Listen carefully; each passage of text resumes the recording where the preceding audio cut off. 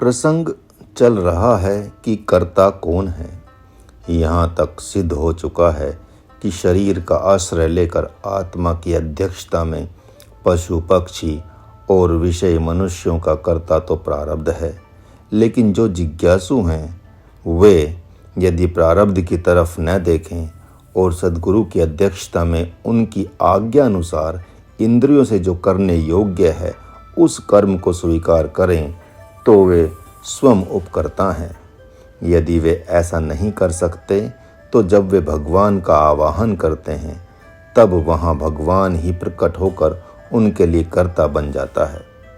भगवती द्रौपदी उपकर्ता थी, शाप दे सकती थी, सबको भस्म भी कर सकती थी, किंतु उसने वैसा नहीं किया। लोगों को बताया कि प्रारब्ध से भगवान सामर्थ्यशाली हैं। प्रारब्ध में नग्न होना लिखा हुआ था, लाज तो जानी ही थी, फिर भी भगवान ने आकर हस्तक्षेप किया। साधकों को बताया जाता है कि उनका सद्गुरु ही भगवान है। यदि सद्गुरु मिल गया तो फिर वह महाकर्ता है। यदि वह उपदेश दे रहा है कर्ता का तो कर्म करें, उपदेश दे रहा है संन्यास का तो संन्यास लें, उपदेश दे रहा है चिंतन का तो चिंतन करें, उपदेश दे रहा है जप का तो जप करें, इत्यादि इत्यादि। शास्त्रों में बहुत से साधन लिखे गए हैं जो सुनने में और करने में कठिन से कठिन हैं तथा कुछ चित्त को मोहित करने वाले भी हैं।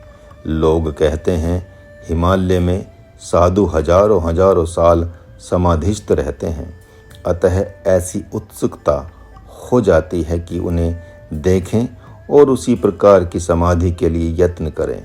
अध्यात्म और प्राकृत दो विज्ञान हैं। प्रकृति विज्ञान भी कौतूहल को जन्म देता है। अनेकानेक लोकांतरों को देखने की इच्छा हो जाती है, जबकि संपूर्ण लोकों को माया में ही समझना चाहिए। जो माया का अंत देखना चाहेगा वह देख नहीं पाएगा। माया का अंत ब्रह्म ही है, अतः ब्रह्म होकर ही माया का अंत देखा जा सकता है। जब ब्रह्म अनादि अनंत है तो माया अनादि शांत है। माया ब्रह्म से ही प्रकट होती है, ब्रह्म में ही रहती है, ब्रह्म में ही अंतर्ध्यान हो जाती है। जब वह बाहर है ही नहीं तो उसका अंत कैसे देखेगा। ब्रह्म होकर माया से परे हुआ जा सकता है। यदि उपद्रष्टा उपकर्ता बन जाए तो महाकर्ता होने में देर नहीं लगेगी। उपद्रष्टा का सद्गुरु ही महाकर्ता होता है। निर्गुण निराकार ब्रह्म वहाँ संपूर्णता से प्रकट है, अतः उसके लिए वह महाकर्ता है। उसके स्मरण से प्रेरणा मिलती है और जो उपकर्ता है उसमें अलौकिक बल और सामर्थ्य आ जाती है। उसके लिए आध्यात्मिक यात्रा सुलभ से सुलभ होती जाती है। कोई भी क्रिया कठिन नहीं होती। हाँ, संकल्प में शिथिलता यदि है तो कठिन है, गुरु आज्ञा में प्रमाद है तो कठिन है।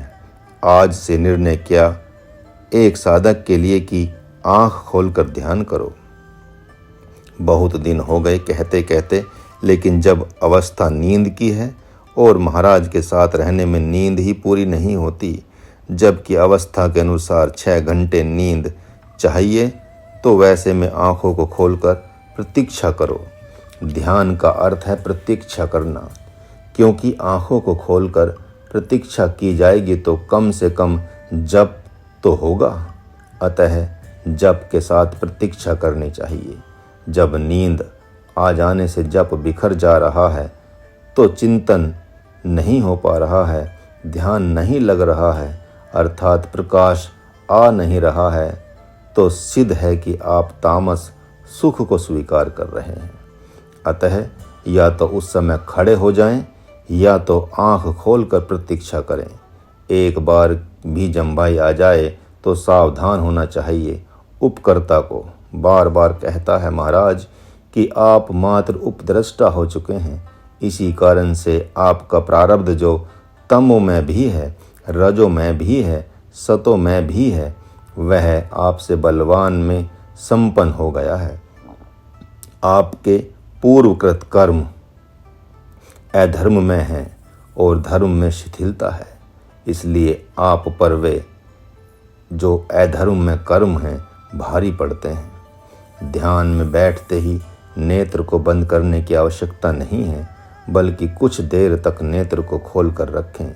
15-20 मिनट तक यदि नींद नहीं आती है तो दृष्टि पर ही मन के केंद्रित होने से अथवा दृष्टि को बाहर संयमित कर देने से भीतर की दृष्टि जग जाती है।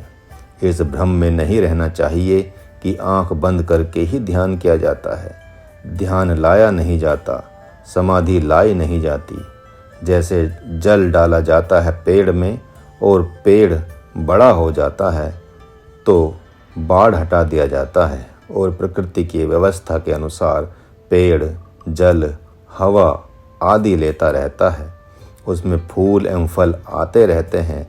उसी प्रकार प्रतीक्षा अर्थात ध्यान करना एक बीज है, संयम बाढ़ है, आत्मचिंतन या जप जल है, ध्यान फूल और फल समाधि है जो अपने आप प्रकट होती है। समाधि के प्रति बहुत से लोगों में बहुत सी अवधारणाएं हो गई हैं, जबकि समाधि भी 2 प्रकार की होती है, जड़ समाधि, चेतन समाधि।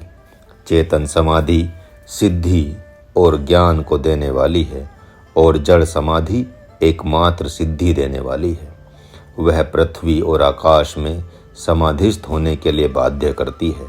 अंतर इतना ही है कि तपस्या के साथ होने से सिद्धि प्रदान करने वाली है, अन्यथा मूर्छा और जड़ समाधि में कोई अंतर नहीं है। बहुतों के मन में कौतूहल कर दिया गया है उसने, अतः जी जान लगा करके लोग समाधि समाधि चिल्लाते रहते हैं, जबकि समाधि प्रकट होती है, ध्यान प्रकट होता है। इस समय ध्यान पर भी बल लगा दिया गया है। जहाँ देखो ध्यान, जहाँ देखो ध्यान। ध्यान की बातें सुनते सुनते मानो ध्यान को पकड़ लेंगे ही लोग। पकड़ने चलेंगे तो आपको तामस प्रकृति पकड़ लेगी, क्योंकि आपके और ब्रह्म के बीच में तामस और राजस प्रकृति का घेरा है, उसे आप तोड़ नहीं सकते। जो घेरे को तोड़कर सुरक्षित रह सकता है वह ब्रह्म है, इसलिए प्रतीक्षा की जाती है। अतः ध्यान शब्द का अर्थ ध्यान करने से नहीं लगाना चाहिए, बल्कि ध्यान में होने से लगाना चाहिए। ध्यायतो विषयान पुंसः ध्यायतो ब्रह्मान पुंसः। जो विषय हैं वे विषय की तरफ दौड़ते हैं, जो विषय नहीं हैं जिज्ञासु हैं वे ब्रह्म की तरफ दौड़ते हैं। दोनों में एक ही बात होती है, इसीलिए भक्तों से महाराज कहता है ध्यायतो ब्रह्मान पुंसः। संगस्ते पूस जायते। जब ब्रह्म की तरफ दौड़ते हैं अर्थात उसका आवाहन करते हैं, उसके लिए रोते गाते हैं, उसके नाम का जप करते हैं, उसका चिंतन करते हैं, तो उसमें आसक्ति होती है। जहाँ ब्रह्म में आसक्ति होने पर काम का नाश होता, वहीं विषय में आसक्ति होने से काम प्रकट होता है। विषय अपने अनुसार अर्थ लगाएंगे, लेकिन जो जिज्ञासु हैं उन्हें अपने अनुसार अर्थ करना होगा। किसी बच्ची को धर्मपत्नी मानते ही अन्यथा भाव उत्पन्न हो जाता है। काम विकार आदि स्वतः से प्रकट हो जाते हैं। इसलिए विचार करना है कि मोह तो नहीं है जगत से प्रेम होना चाहिए और मोह ब्रह्म में होना चाहिए। ब्रह्म में मोह होगा तब जब ब्रह्म का नाम जप, जगत के नाम जप तथा तप के अनुपात से ज़्यादा हो जाएगा। जब ब्रह्म के स्मरण का अनुपात ही विशेष हो जाता है तब ब्रह्म में मोह हो जाता है। उसके पूर्व ब्रह्म में मोह नहीं होता। जिस प्रकार जीवन पर्यंत विषय के प्रति आसक्ति होने से विषय में मोह हो जाता है, उसी प्रकार लंबे काल तक ब्रह्म का स्मरण करने पर ब्रह्म में आसक्ति यानी मोह हो जाता है। अतः ध्यान का तात्पर्य धारणा करना भी होता है, आवाहन करना भी होता है और प्रतीक्षा करना भी होता है। आप तो ध्यान को पकड़ने का ही प्रयत्न करते हैं, इसलिए आँख बंद कर देते हैं, जबकि शुरू में ही आँख को बंद कर लेना आपके लिए घातक हो जाएगा।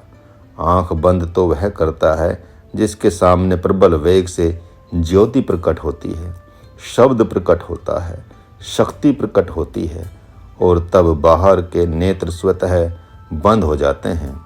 जब आप आँख बंद करते हैं तो क्या पाया आपने कि आँख बंद किया? जब आपने पाया नहीं कुछ तो आँख बंद करने की क्या आवश्यकता है? यदि आप सात्विक प्रकृति के हैं कि आँख बंद करने पर भी नींद नहीं आती है, तब तो कोई बात नहीं, लेकिन जब आँख बंद करने पर नींद आती ही है और आपने कुछ पाया ही नहीं तो आँख क्यों बंद करते हैं? इसलिए आँख खोलकर तब तक ध्यान करें जब तक आपने आँख बंद न हो जाए। कुछ ऐसे भी साधक हुए हैं और हैं जो आँख खोलकर यानी त्राटक से ध्यान किए हैं और आज भी कर रहे हैं। त्राटक का तात्पर्य होता है नेत्रों को खुला छोड़ देना और अपने लक्ष्य की ओर देखना। इस प्रकार आँख खुली की खुली रह जाती है और समाधि भी लग जाती है।